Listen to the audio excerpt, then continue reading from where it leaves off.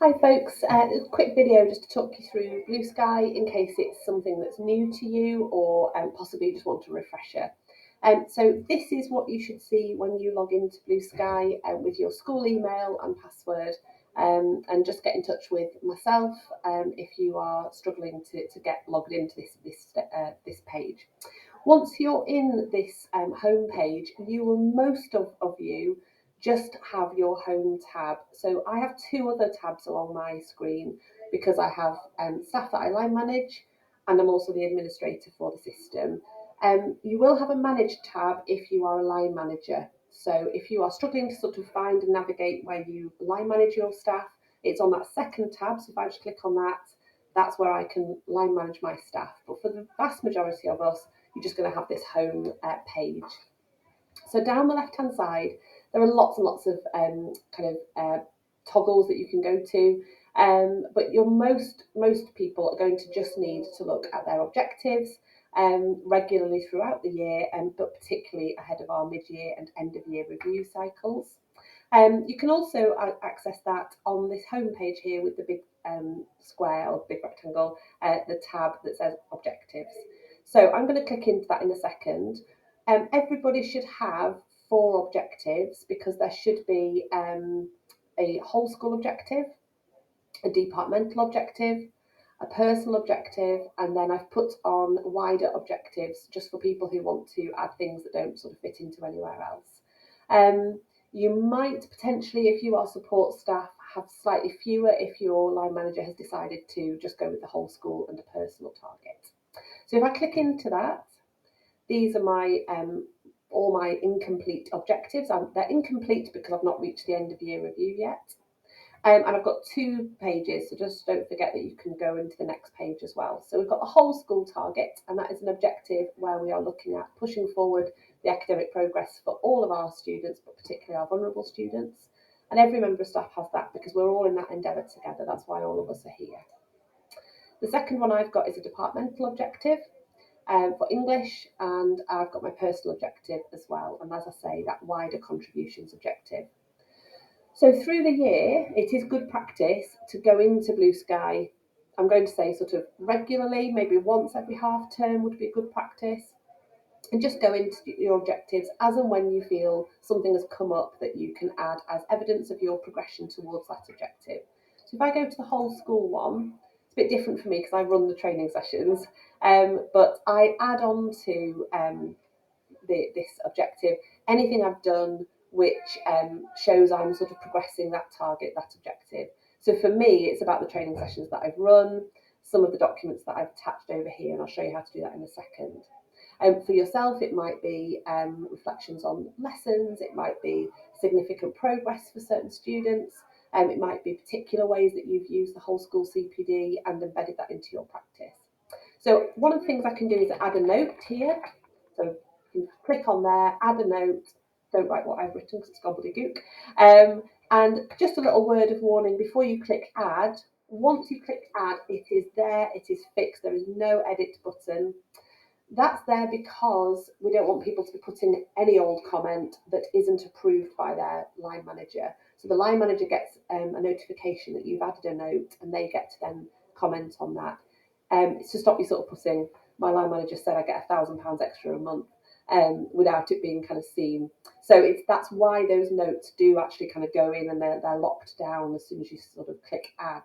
If you did put something on and it was just a spelling error that was going to annoy you or something that wasn't factually accurate, you can access the helpline for BlueSky and just ask them to correct it for you. I can't as administrator, but the BlueSky team can do that for you. So I put notes on just sort of in my own words, and I just add a sort of 100 words or so is a good kind of rule of thumb. Sometimes it might be a whole document that you want to add on as evidence. And one of the ways you can do that is on the right hand side here is click manage evidence. So you just click that button. It comes up with your whole school objective, or the objective that you're trying to put some evidence on for. And you can add web links. So perhaps there's a web page that you've been engaging with or documents that you've created.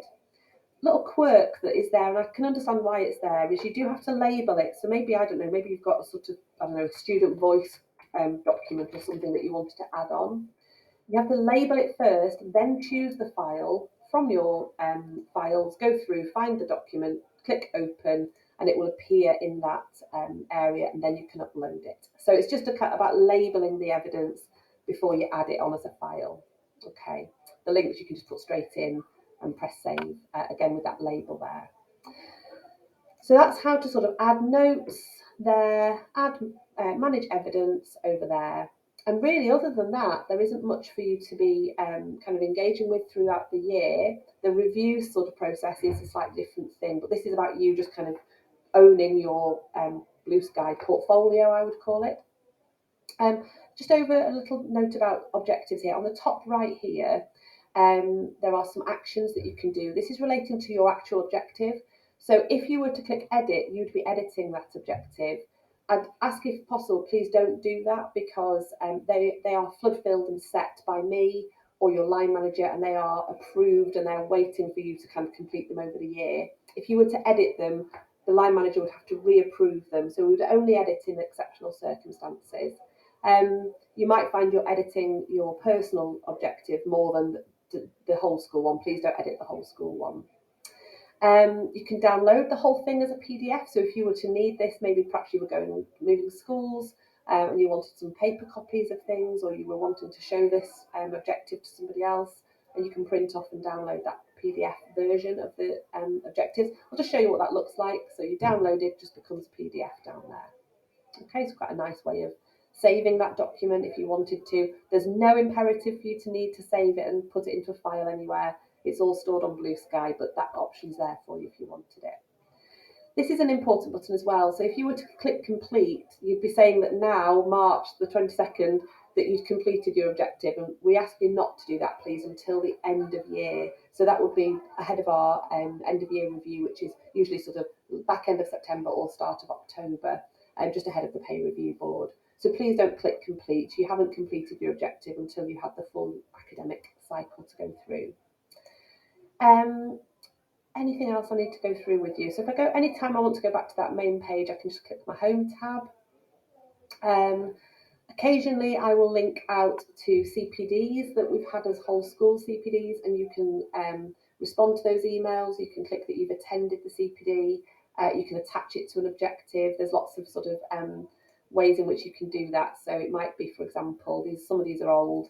If I just go into one here, so a CPD that I sent out last year, top right there, I can say that I've attended it.